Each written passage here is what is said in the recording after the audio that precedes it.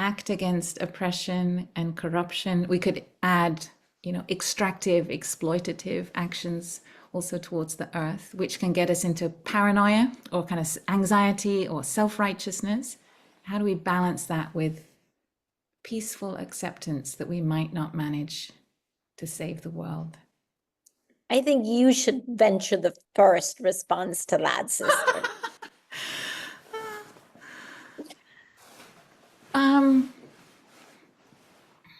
Thank you. You're welcome. I wasn't ready for that. This is a very spontaneous panel.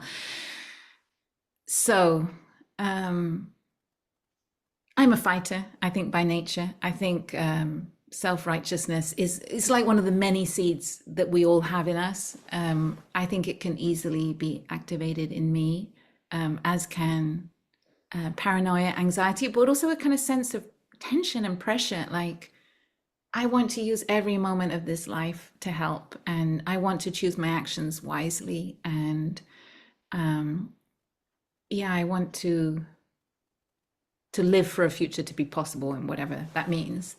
And so I guess I live under a certain pressure on myself that I think both Christiana and Brother Hu might recognize. Never saw it. Never saw it. And I'm training myself to have that peaceful acceptance at the same time, to hold my engagement lightly, and also to be humble in the face of eternity. I think there's something about humility here, because with the self-righteousness and with that tension, I kind of feel like there's a particular burden on me maybe to do something. Whereas actually, I'm just part of a bigger whole. I'm not just part of a bigger whole. I am part of a bigger whole. And that whole has, as Christiana you were saying about the earth, it has its way of knowing, it has its way of healing, it has its way of regenerating, of resting. So my maybe more immediate world sits within a much vaster world. And I want to live in a way that I trust that vaster world, and that I trust the beauty and the endurance of that vaster world. And I think where I kind of boomerang back to on this question is that, I have all of this in me. I have the anxiety, the self-righteousness, but I also have and can touch into that peace. And it's when I kind of do this wake up thing of,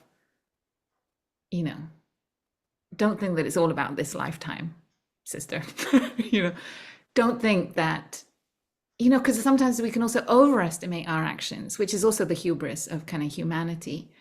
And it's like, no, like, there is this vast and mysterious world that has its integrity, that has its peace.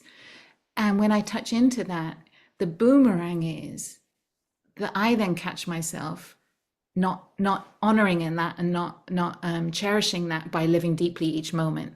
So that's the boomerang that gets me into enjoying every moment, because when I realize the immense mystery and endurance of cosmos, I feel like the most appropriate response as a human is to be in wonder and cherishing of that, and to sort of soak it up as much as possible in every moment, and to not be lost in the projects of saving it, but to savor it rather than be saving it, if that makes sense, as a way of doing my duty as a human. It's an odd boomerang, but that's how I get back to my present moment. And what about you two?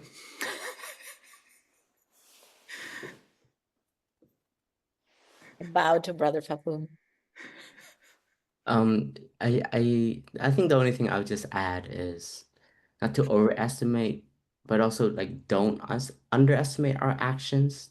It may feel like it's small sometimes, and maybe it's just in a setting of family, it's in a setting of friendship. And in Buddhism, we speak about the three times where the present moment embraces the past, and the present moment builds and creates the future. So every action that we do, even if we feel like it's not moving anything, don't be too sure about that, because there's a transmission of actions that ripple. And we've learned from great wise friends that come through the monastery, even in our failures that we call our failures. Maybe it didn't have the conditions in that moment for the outcome that we were thinking of to happen. But our action have sown a seed for others to carry on. And this, I think, has been very supportive in facing oppression and corruption, and the view of like, I need to save the world now, and if it's not happening, we are failing.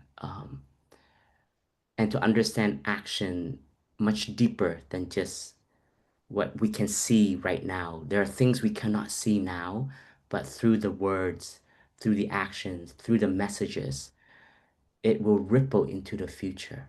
And as an agent of our actions, though, what we can do is very important in this moment.